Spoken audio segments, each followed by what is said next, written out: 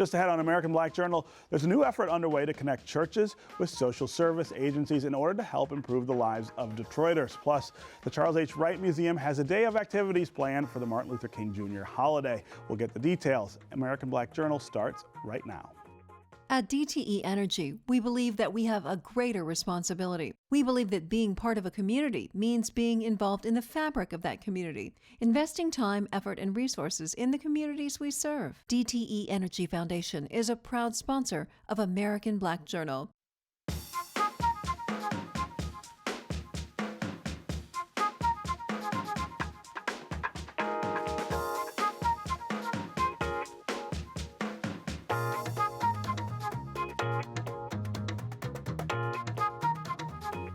Welcome to American Black Journal. I'm Stephen Henderson. Traditionally, the African American community has turned to the religious community for help with many aspects of life. Now, a new organization is working to strengthen that connection by teaming churches with social service organizations to better meet the needs of Detroiters. The group is called the Coalition of Churches and Communities, or C3 for short. Joining me now is the founder, Deacon Charles Thomas from Evangel Ministries. Also here representing partner agencies are Nicole Pitts of the Cooley Reuse Project and Carl Zerwick of Rippling Hope. Welcome to American Black Journal. Thank you. Good to be here. So as I said in the open, this is a tradition with a pretty long history, the idea of social services and the religious community, especially in the African American community. That is a pillar. Talk to me about what's different about what you're trying to do here, Deacon. Well, what makes this different is that we are actually extending the hand of God beyond the walls of the church to meet the needs of the people. We can change the city by its aesthetics and how it looks externally, but to really bring about an everlasting change, it has to take place in the hearts and the minds of the people. And so as we meet the needs of those people, then they're able, with the love of God, to be more receptive to what it is that we're offering. What makes this unique is that you have the president, you have the governor, and you have the mayor. They are like coordinators, and that they delegate. And so what we need is an institution or organization that really coordinates the services so that every church, we have 3,000 churches here in Detroit. In Detroit, sure. And so how powerful that would be if each one of those churches were there as a resource center to meet the needs of the people. And while we are meeting your needs, let us speak to your heart and your mind. Let us give you some spiritual guidance. That's what makes C3 so unique, is that it actually goes to the churches, find out what their needs are, what they want done in their community, and we personally will design the programs to coordinate with the churches so a specific time, specific assessment of what it is that they need would then be clearly understood and implemented, and now that church, the people in the community, can meet that church's needs, and the needs of the church can meet their needs. Yeah. And they don't have to travel far. Right. And that's the thing, Right. accessibility. It's in your accessibility. Neighborhood. Talk about from the social service agency side what the strength is of having churches involved in something like this. Both of you. We'll start with you, Nicole. Well, there's no question that the churches are an extremely strong and long-lasting institution, especially in the African American community. But at the same time, we have to harness, like Deacon Thomas has said, the people who can't come on Sunday, the people who don't find that they're able to attend a Sunday service, and make it available to more people in the places that they live. And again, those needs are so great. From my perspective, I'm a community college teacher at Oakland Community College, and there are so many people who want to strive and want to move forward and thrive themselves and their families. And without those resources, we don't have the ability to improve our community and our city. And what is the project that you work on, Cooley Reuse Project? I'm not familiar with that. It's been a long time in the making. It's almost 4 years now. And what we plan to do is turn Cooley into at least 40 units of eco-friendly residences. And also, we like to call it an urban The high school, the old high school. The old high school, Oh, really? Okay. 320,000 square feet of I was gonna say it's a big space. place, right? Yeah. And it's a national historic landmark. So it's a very important place with a very long history. But the urban resort is what's going to, I think, draw people and make it a destination. Yeah, yeah.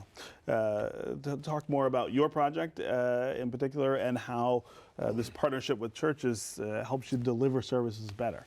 Sure, thank you. Rippling Hope is a nonprofit, volunteer-based organization. We've been working with Deacon Thomas for 4 years now. We're based in Northwest Detroit. We serve in partnership with 50 plus neighborhood associations and block clubs, primarily focusing on home repairs of folks. But the most important thing, and the reason I just love, Deacon Thomas and I have been talking about these kind of ideas for a long time. But one of the things that I like the most is Rippling Hope is about connecting communities, channeling hope, and changing people's lives. And a significant part of our mission is to provide people with an opportunity to share the love of God that we're all called to do through loving our neighbors. So we give people practical ways to do that by going out and caulking somebody's windows and doors to seal up and save them some money, painting their front porch, cleaning up their backyard so they have a safer place to live.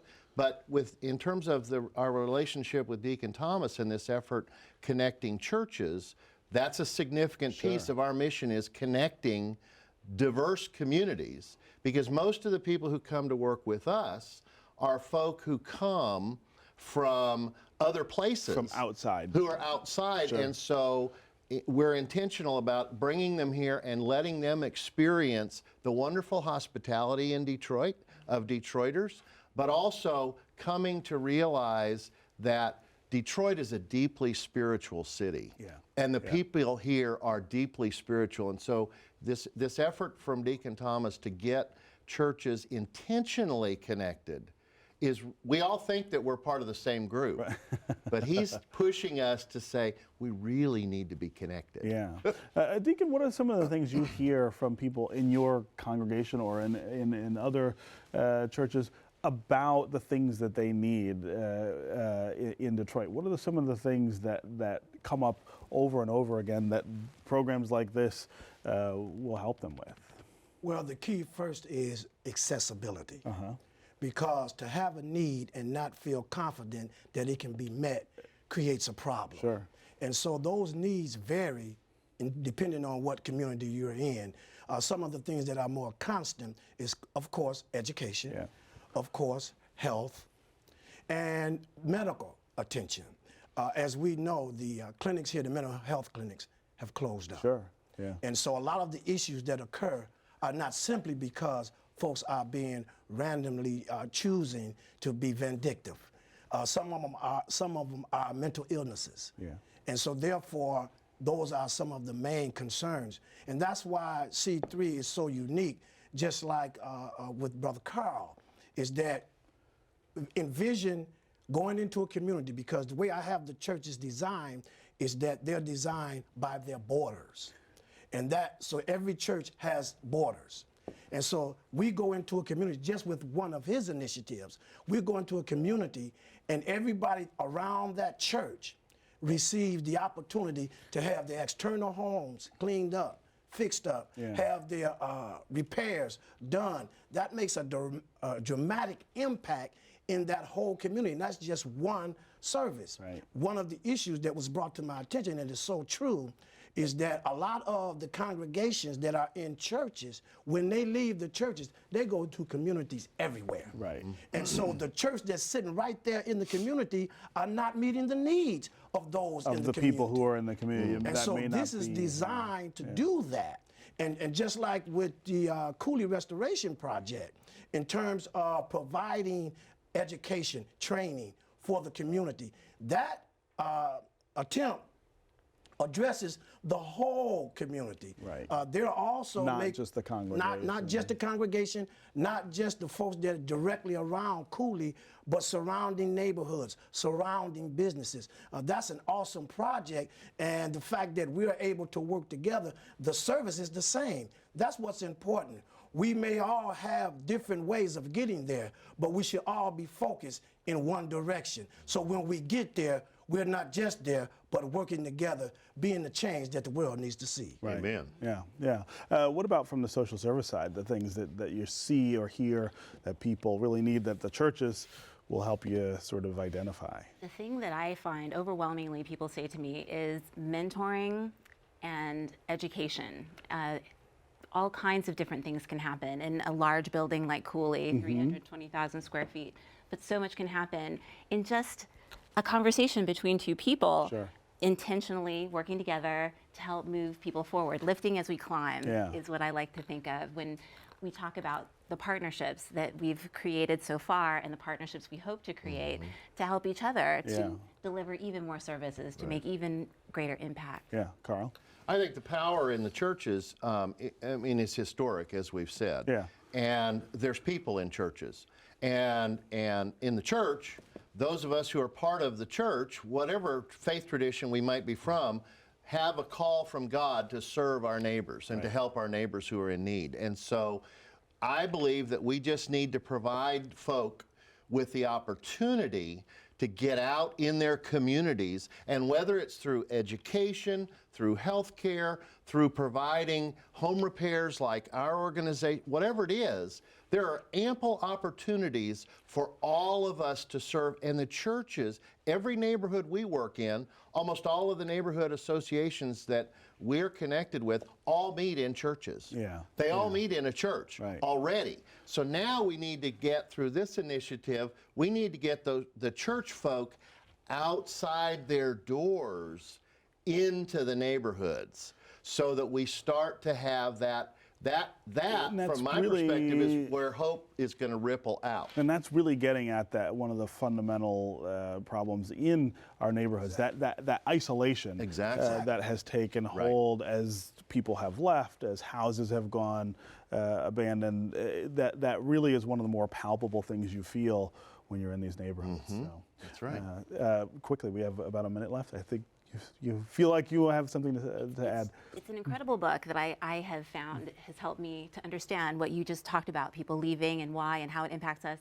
William Julius Wilson. Sure. Yeah, the truly disadvantaged. Even just within the first 11 pages, you get an answer to just that very question. Yeah. And it's very important for us to address. Okay. Thank you all for being here, and good luck with C3. Thank you. Thank you.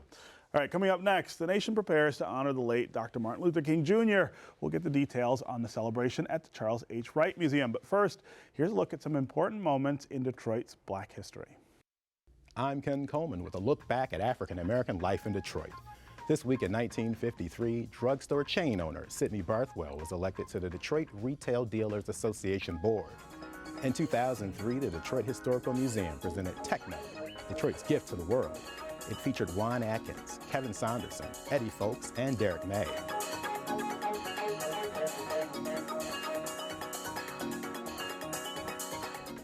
And in 1981, city native Charles Jones Jr., one of 52 American hostages held captive by militant Iranian students, started his journey home. These are significant events this week in Detroit's Black history, taken from the book On This Day, African American Life in Detroit. Tomorrow, the nation celebrates the birthday of the late civil rights leader, Dr. Martin Luther King Jr. The holiday is the biggest attendance draw of the year for the Charles H. Wright Museum of African American History. The museum has a full day of activities planned to honor Dr. King's legacy. Here to tell us more is Lanisha DeBartoleben, Vice President of Assessment and Community Engagement at the museum. Also here are two of the participants. 14-year-old Nandi Jack of University Preparatory High School is serving as a Martin Luther King Day ambassador.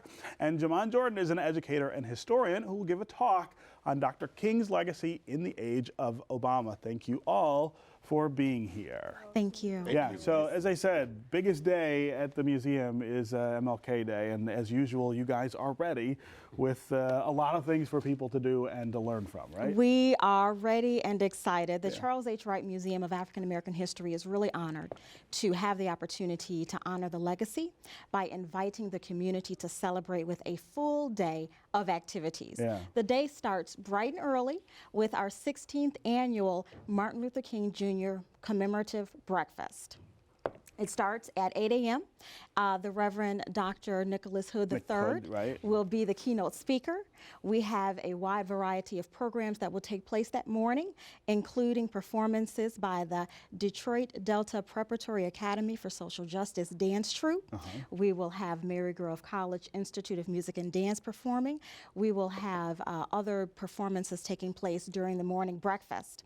And then after the breakfast will be a full day of activities that we can talk more about. Yeah, yeah. So tell me about, what does it mean to be a King Day ambassador? It means the world. Martin Luther King did so much things for us now as a youth, and to just pass down the legacy of what he did to us is an honor and always will be. And so at the museum on Monday, what will you be doing as an ambassador? I help in any way that I can, Yeah. backstage with any performances, you know, helping get water for people, anything that I can to contribute to this wonderful day. You know, I'm really curious, as a high school student, what role does the teaching about Dr. King play in the curriculum? I mean, how much are his teachings, are his actions, the things that he did, how much of that is part of what they're teaching you at UPrep? You know, they always pass through a portion of African history, and you know, Martin Luther King did. He was a big part of history. So passing through that, you know, we have papers. You know, we have a lot of things. Gotta write that we need to papers. do, That's part of high school, right? And you know, it's an amazing part of history, and we always have to learn about it. Yeah, yeah. Jaman, I guess you could be credited with having the more serious side of the King Day activities on Monday. That's a really heavy topic. The legacy of Dr. King in the age of Obama. There, I just off the top of my head, I can think of a lot of really complex dynamics that come out of the history of one man and the sort of forming legacy of another. Right, right. So yeah, as you just stated, King speaks to history, you know, so we need to understand and have a basis of King's history, and even his history in Detroit. I mean, he came to Detroit a number of times. Sure. And Detroit informs King just as much as King informs our present day status in Detroit. So you have that, and then you have this legacy, and then we're living in this time where a lot of us didn't believe could ever happen, an African-American president of the United States, and you know, he symbolizes to many people this idea of post-racialism, but then we're also juxtaposing this in an era where you have unarmed black people being killed, and you have the president meeting all kinds of resistance partially due to this idea of race. What does King have to say about that? And what does King's history and his life and what his message have to say about what we're going through today? Yeah.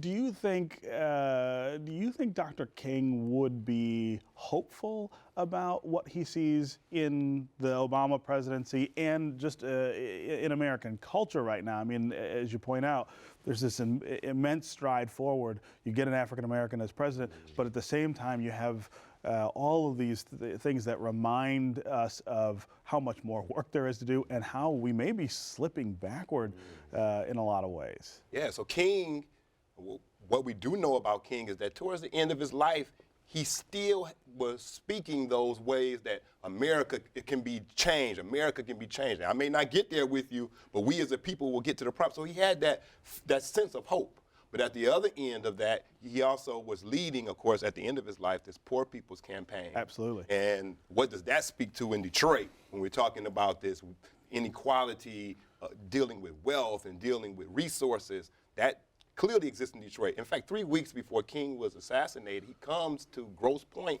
High School and gives a speech. Grosse Pointe South, yes. And Grosse Pointe South. And while he's there, the police chief has to protect him from people who are threatening to attack him. So even though he had that hope, at the same time, he was confronted with a reality of harsh racial discrimination and white supremacy. Yeah, yeah. When you're putting together King Day events at the museum, do you feel sort of a need to balance the sort of celebratory nature of the day with some of the things that Jaman is talking about in terms of history and not just learning, but thinking about the Black condition in America. Absolutely, because the mission of the Wright Museum is to open minds and change lives. So we have to always remain balanced with that. And so that's why we have organized an amazing King Day itinerary. From 9 a.m. to 6 p.m. we will have a wide variety of activities, from children's activities and storytelling to a film rotation series of civil rights films. We will have the Detroit Children's Choir performing, the Mosaic Youth Theater Choir performing. We will have panel discussions, not only with Jaman talking about King's legacy in the age of Obama, but we'll also have a 12 noon panel discussion, 2 discussions, one Black Lives Matter discussion, and then another civil rights demonstrations in the 21st century. There are new methods, new strategies, new approaches that are being used to advance a civil rights agenda today. So we'll talk about that with some scholars and some community advocates and activists. Yeah. So it's a wide variety of activities. Right. And we also will hold our collections will be on display. Our King Day collection will also be on display that day as well. And what's in that collection? What will people see? Right, so we have this this historic bust of King. We have the Table of Brotherhood, which is a beautiful symbol, literal and figurative, of King's idea of the beloved community, all sitting at the table of brotherhood.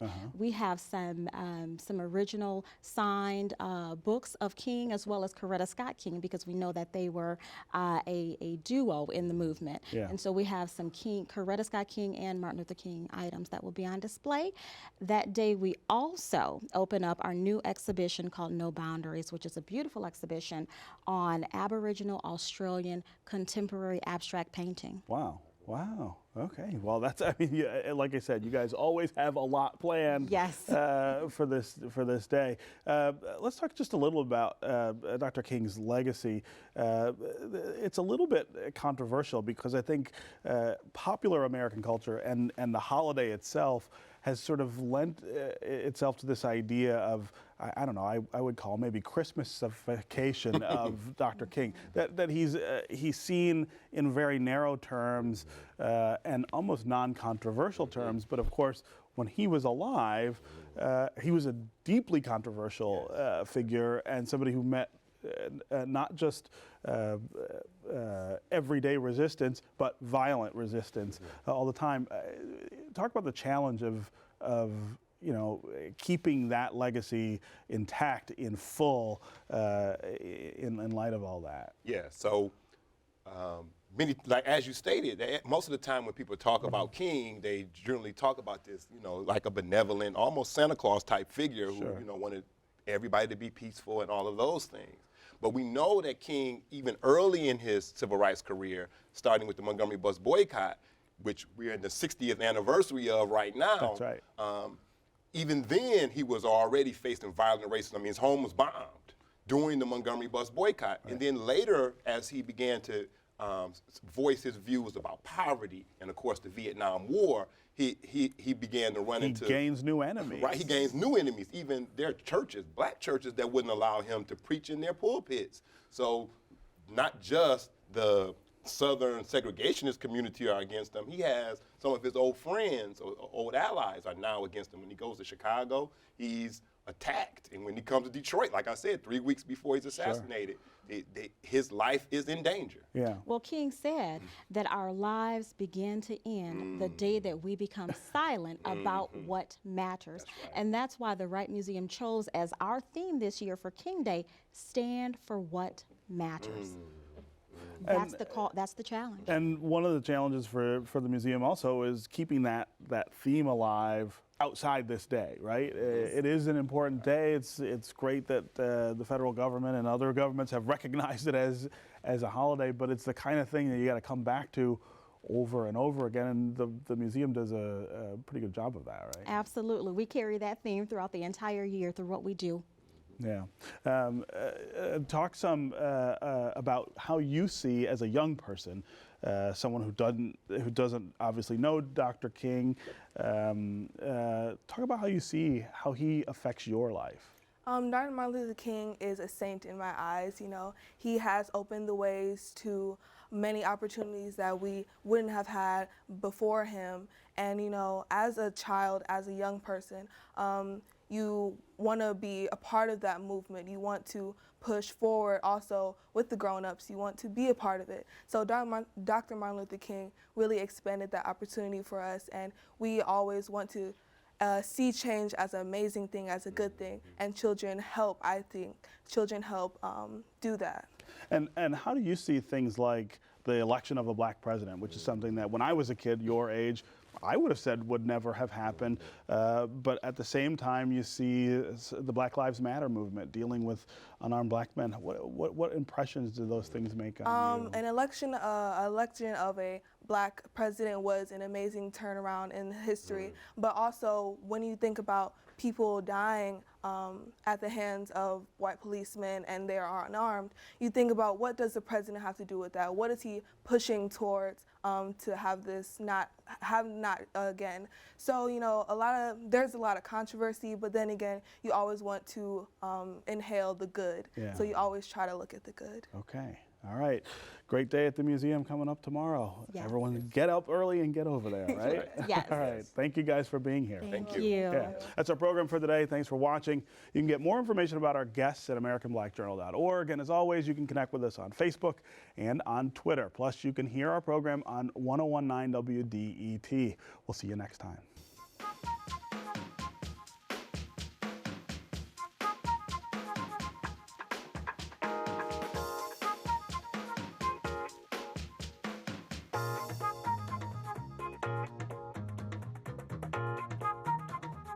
At DTE Energy, we believe that we have a greater responsibility. We believe that being part of a community means being involved in the fabric of that community, investing time, effort, and resources in the communities we serve. DTE Energy Foundation is a proud sponsor of American Black Journal.